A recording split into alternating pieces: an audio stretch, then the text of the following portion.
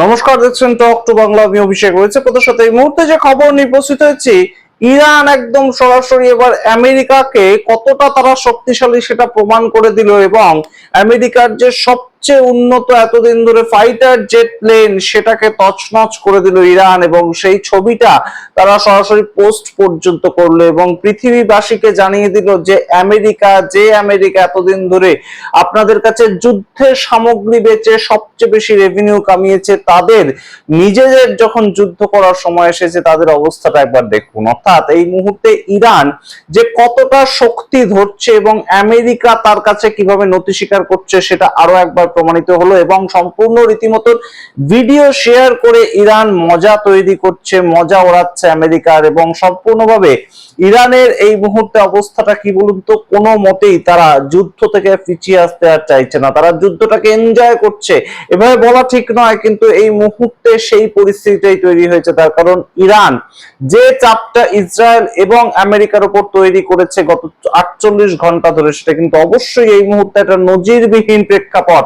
তার কারণ এই প্রেক্ষাপটটা তৈরি হওয়ার জন্যই এই মুহূর্তে আমেরিকা সম্পূর্ণভাবে ইসরায়েলকে বলে দিয়েছে আর হামলা করবে না, এবং নেতানিয়াহু তিনিও বলছেন যে কয়েকদিনের মধ্যে আমরা যুদ্ধ থামিয়ে দেব। তেমন একটা পরিস্থিতি তৈরি হয়েছে। আমেরিকা বসতে চাইছে ইরানের সঙ্গে, সমস্ত কিছু নিয়ে আলোচনা করব, এবং কি ঠিক কোন প্লেনটাকে উড়িয়ে দিল আমেরিকার সেটাকে আমরা ব্যাখ্যা করলে আপনারা বুঝতে পারবেন এই মুহূর্তে আমেরিকা ঠিক কতটা মুখ থুবড়ে পড়েছে। সমস্ত কিছু ব্যাখ্যা করার আগে অবশ্যই টক টু বাংলা ইউটিউব চ্যানেলটিকে সাবস্ক্রাইব করুন। এই ভিডিও শেষ অবধি দেখুন, স্কিপ না করে, কারণ অনেকগুলো ভিডিওর ইনফরমেশন আমরা এই একটা ভিডিওতে আপনাদের জন্য প্রস্তুত করছি। আপনাদের জানাই একদম আমেরিকার F-35Z সেটা এমন একটা ফাইটিং প্লেন, সেটাকে আমেরিকা দাবি করে যে সেটা ইনভিজিবল, সেটা দেখাই যায় না এবং কোনোভাবেই কোনো র্যাডারের মধ্যে সেটাকে ধরাই যায় না। সেটা যে আসছে আকাশ দিয়ে সেটা কেউ বুঝতে পারবে না, এমন র্যাডারই নাকি তৈরি হয়নি। এত উন্নত একটা তারা প্রযুক্তি ব্যবহার করেছে F-35Z এইটার ক্ষেত্রে, কিন্তু সেটাকে হিট করেছে ইরান। একদম সরাসরি সেই ভিডিওটা তারা শেয়ার করে দিয়েছে, এবং সেই ভিডিওটাতে এতটাই স্পষ্ট যে F-35 সেটাই একদম সরাসরি আঘাতপ্রাপ্ত হয়েছে, সেটা কিন্তু ইরান বুঝিয়ে দিতে কোনো ধরনের কোনো অসুবিধা তাদের তৈরি হয়নি। এবং তারপর থেকেই মার্কিন প্রেসিডেন্ট ডোনাল্ড ট্রাম্প সম্পূর্ণ ইউটার্ন নিয়েছেন এই যুদ্ধের থেকে। এর আগেই তিনি বলেছেন যে আমরা ইসরায়েলকে বলে দিয়েছি যাতে আর যুদ্ধ না করে, আমরা এই যুদ্ধের মধ্যে আর থাকবো না, ইত্যাদি ঘটনা ঘটেছে। এবার মার্কিন প্রেসিডেন্ট ডোনাল্ড ট্রাম্পের কিরকম শোচনীয় অবস্থা আপনারা শুনুন এই F-35Z সেটাকে আক্রমণ করার পরে। তিনি বলছেন, Trump says he told Netanyahu not to repeat Iranian gas field attack। অর্থাৎ নেতানিয়াহু যে কাজটা করেছিলেন আমেরিকাকে না জানিয়ে, আমেরিকার কথা অনুযায়ী এটা আমেরিকার ভার্সন যে আমরা জানতামই না ইসরায়েল হঠাৎ করে ইরানের গ্যাস ফিল্ড গুলোকে আক্রমণ করে দিয়েছে, এটা আমরা জানতামই না। এবং সাউথ পর্সের গ্যাস ফিল্ড আক্রমণ করার পরবর্তীতে ইরান ঠিক যেভাবে একদম প্রত্যুত্তর দিয়েছে এবং কাতারের সমস্ত নর্থ ফিল্ডের গ্যাস পার্স সমস্তটাকে উড়িয়ে দিয়েছে, নর্থ পার্স যেটা সেখানকার গ্যাস ফিল্ড বা গ্যাস চেম্বার সেটাকে উড়িয়ে দিয়েছে, তছনছ করে দিয়েছে, এবং যার ফলে সারা পৃথিবীতে এই মুহূর্তে গ্যাস সংকট তৈরি হয়েছে। তার কারণ নর্থ পার্স থেকে বহু পরিমাণে গ্যাস সেখানে যায় ভারতবর্ষ পর্যন্ত। ভারতবর্ষের যে মোট গ্যাস আসে তার 40% আসে ওই কাতার থেকে।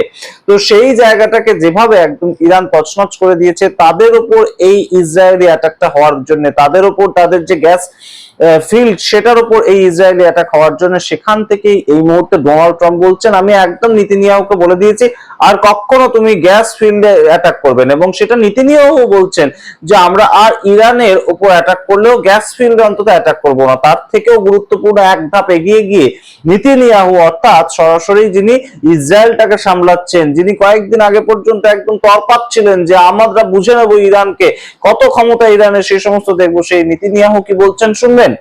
নেতানিয়াহু বলছেন this war could be ended faster than people think. অর্থাৎ মানুষ যত তাড়াতাড়ি ভাবছে তার থেকেও অনেক আগেই যুদ্ধ থেমে যেতে পারে, তেমন একটা প্রেক্ষাপট তৈরি হচ্ছে। অর্থাৎ ছলে বলে কৌশলে কোনো না কোনো ভাবে এই মুহূর্তে ইরান তাদের সঙ্গে একদম সরাসরি আলাপ আলোচনায় আসতে চাইছে। কে? আলাপ আলোচনায় আসতে চাইছে আমেরিকা এবং ইসরায়েল। যে আমেরিকা এবং ইসরায়েল আলী খামেনাইকে একদম ঘরে ঢুকে মেরে দিয়ে ভেবেছিল ইরানের সমস্ত বশ্যতাটা তারা স্বীকার করবে, সেটা পারেনি এখনো পর্যন্ত। এবং সেখান থেকেই ইরান যেভাবে স্ট্র্যাটেজিক্যালি মুভ করছে, একটার পর একটা মুভ করছে, সেখান থেকে সম্পূর্ণ ভয়ে আছে এই মুহূর্তে আমেরিকা, সেটা কিন্তু বোঝাই যাচ্ছে। এবং আপনাদের তার সঙ্গে জানাই, আমেরিকা এই মুহূর্তে বক্তব্য রেখেছে যে তারা এখন কি সিদ্ধান্ত নিয়েছে। তারা বলছে যে আমরা এরকম একটা সিদ্ধান্ত নিতে পারি যে আমরা আনস্যাংশন করে দেব যত তেল রয়েছে জলের ওপর। কি বলতে চাইছে তারা, আপনাদের বুঝিয়ে বলছি। আমেরিকা এই মুহূর্তে বলছে America may unsanction Iran oil on the water. অর্থাৎ এই কথা মানে কি, ইরানের এতদিন ধরে সবাইকে তেল বেচতে পারতো না। ইরান দেশ তো মূলত তেল বিক্রি করেই তাদের ব্যবসা চলে এবং সেখান থেকেই দেশের উন্নতি। তো সেটা সবাইকে তারা বেচতে পারতো না, তার উপর স্যাংশন চাপিয়ে রেখেছিল, তাদের উপর বিভিন্ন প্রতিবন্ধকতা চাপিয়ে রেখেছিল আমেরিকা। তো সেই স্যাংশনটা এখন আমেরিকা বলছে আমরা তুলে নিতে পারি, আনস্যাংশন করতে পারি, যাতে ইরান সবাইকে তেল বেচতে পারে। আপনারা বোঝার চেষ্টা করুন এই মুহূর্তে ঠিক কতটা শোচনীয় অবস্থা হলে যে আমেরিকা এত তরপায়, যে আমেরিকা সবাইকে বলে দেয় যে আমরা বিশ্বগুরুরও বিশ্বগুরু, সেই আমেরিকা বলছে আমরা ইরানের যে তেল স্যাংশন করে রেখেছিলাম, স্যাংশন বলতে আমরা প্রতিবন্ধকতা চাপিয়ে রেখেছিলাম যে একে একে তুমি বেচতে পারবে না, সেই জায়গাটা আমরা তুলে নেব, ইরান এখন সবাইকে বেচতে পারে। তাহলে ইরানের তো আদতে এই মুহূর্তে অবস্থাটা কি বলুন তো, একদম বল্লে বল্লে অবস্থা বলতে যেটা বোঝায় সেই অবস্থা। ইরান যাকে ইচ্ছা তেল বেচতে পারবে, এটার থেকে ভালো তো আর কিছু হতে পারে না ইরানের জন্য। এবং ইরান কিন্তু সেই জায়গাটা নিজেদের ক্ষমতায় তারা নিজেরা দখল করেছে। ইরান এই যে তেল বেচতে পারবে, আনস্যাংশন করার মতন একটা পর্যায়ে নিয়ে গেছে আমেরিকা।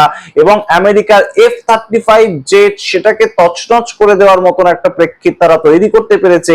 কাতার যেখানে নর্থ পার্সের থেকে সমস্ত গ্যাস সারা পৃথিবীতে ছড়িয়ে পড়ে, সেটাকে আমেরিকা সম্পূর্ণভাবে তছনছ করে দিয়েছে। এইগুলো কিন্তু এই মুহূর্তে ইরানের পক্ষেই যাচ্ছে এবং সম্পূর্ণভাবে ডোনাল্ড ট্রাম্প যে ভয় পেয়েছেন সেটা বোঝা যাচ্ছে রীতিমতন। তিনি বারংবার ইসরায়েলকে বলছেন যুদ্ধ থামিয়ে দিতে, তিনি বারংবার বলছেন যে এই মুহূর্তে আর কোনো মতেই যাতে নীতি নির্বাহক আমি বলে দিয়েছি যে কোনো মতেই যাতে ইরানের আর গ্যাস যে ফিল্ড সেখানে তারা একদম আক্রমণ না করে।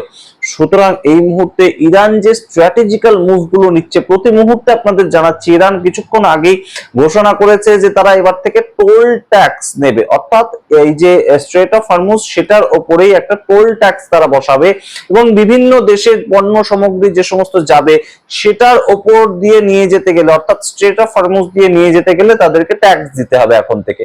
তো সেই ট্যাক্সটা যে বসাবে সেটা কিন্তু তাদেরই অর্থ সংস্থান দেবে। এবং সেই যে জায়গাগুলো আমেরিকা কিন্তু বুঝতে পারছে এই মুহূর্তে যে আর যাই হোক না কেন ইরান অন্তত ইরাকের মতন বা ভেনেজুয়েলার মতন নয়, তাদের কাছ থেকে এতটা সহজে বশ্যতা পাওয়া যাবে না। তাই জন্য এই মুহূর্তে তারা সরাসরি যেটা বলতে চাইছে যে যুদ্ধ ঘোষণা যেমন ভাবে করেছিল ঠিক তেমন ভাবে যুদ্ধ বিরতি এই মুহূর্তে আমেরিকা চাইছে, ইসরায়েল চাইছে। এটা কিন্তু একদম দিনের আলোর মতো স্পষ্ট।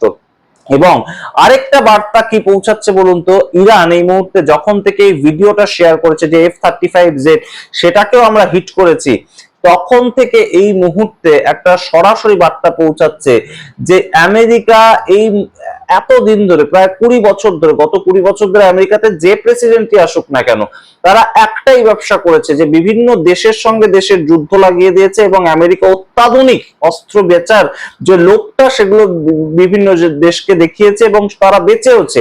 এবং সেই অত্যাধুনিক অস্ত্র বেচার নাম করে তারা প্রচুর টাকা মুনাফা করেছে। কিন্তু এই মুহূর্তে নিজেরা যখন যুদ্ধে অবতীর্ণ হয়েছে তখন ইরানের মতন একটা দেশ, ইরানের মতন একটা দেশ কেন বলছি, কারণ আয়তনে ইরান অনেক ছোট, সেই দেশটা হঠাৎ করে গিয়ে F-35 জেট যেটাকে তারা দাবি করছে যে আমরা বহু এগিয়ে গেছি কারণ ওটা সম্পূর্ণ ইনভিজিবল একটা ফাইটিং জেট, এবং এটাকে যদি ইরান সরাসরি ধাক্কা মারে এবং হিট চেক করেছে, এটা সঠিক, রয়টার্স থেকে জানানো হচ্ছে যে হিট করার পরেই এই যে F-35 জেট যে ফাইটার জেটটা তার যে ক্যাপ্টেন ছিলেন তিনি সঙ্গে সঙ্গে অবতরণ করেন, তিনি সঙ্গে সঙ্গে আর কোনো ধরনের কোনো রিস্ক না নিয়ে অবতরণ করতে বাধ্য হন। তিনি অ্যাটাক করতে যাচ্ছিলেন, ইনভিজিবল ভাবে অ্যাটাক করতে যাচ্ছিলেন, কিন্তু সেটাকেও ইরান যখন আক্রমণ করে তখন তিনি সম্পূর্ণ পালিয়ে আসতে বাধ্য হয়। তাহলে এই মুহূর্তে কি বার্তাটা যাচ্ছে সারা পৃথিবীর কাছে যে আমেরিকা যে দেখায় আমরা সর্বশক্তিমান, তারা কি আদপেই সর্বশক্তিমান? তাদের হাতিয়ার যেটা সারা পৃথিবীর কাছে তারা দেখিয়ে বিক্রি করে যে এটা অত্যন্ত অত্যাধুনিক হাতিয়ার, সেটাকে আদপেই অত্যাধুনিক হাতিয়ার? এই প্রশ্নগুলো উঠছে এবং সঙ্গে সঙ্গে এই ভিডিও পোস্ট করার কয়েক ঘন্টার মধ্যে এই যে এই F-35 যে কোম্পানি তৈরি করে, যে কোম্পানির র মেটেরিয়াল দিয়ে তৈরি হয়, প্রত্যেকটা কোম্পানির যে শেয়ার বাজার সেখানে ব্যাপক ধস নেমে গিয়েছে। এই হচ্ছে সামগ্রিক ঘটনা। আপনাদের সমস্তটা রাখলাম। এই মুহূর্তে অবশ্যই ইরান, তাদের যে ভয় সেটা এই মুহূর্তে ডোনাল্ড ট্রাম্প পাচ্ছেন, নেতানিয়াহু পাচ্ছেন, এটা বলে দেওয়ার অপেক্ষা রাখে না। তা না হলে আমেরিকা এই মুহূর্তে অন্তত ইরানের উপর থেকে আনস্যাংশন করার কথাটা বলতো না। ইরানের তেল তারা যে কাউকে বেচতে পারবে এতটা সুযোগ বোধহয় আমেরিকা সবাইকে দিত না। এই মুহূর্তে এই প্রেক্ষিতটা তৈরি হয়েছে কারণ ইরানকে তাদের স্পেস না দিলে এই যুদ্ধ এই মুহূর্তে থামানো যাবে না। অর্থাৎ কোথাও গিয়ে পক্ষান্তরে ইরানের কাছে বশ্যতা স্বীকার করতে বাধ্য হচ্ছে আমেরিকা। এই কথাটাই উঠে আসছে নাকি? আপনারা বলবেন। অবশ্যই আপনাদের মতামত দেখার অপেক্ষায় রইলাম।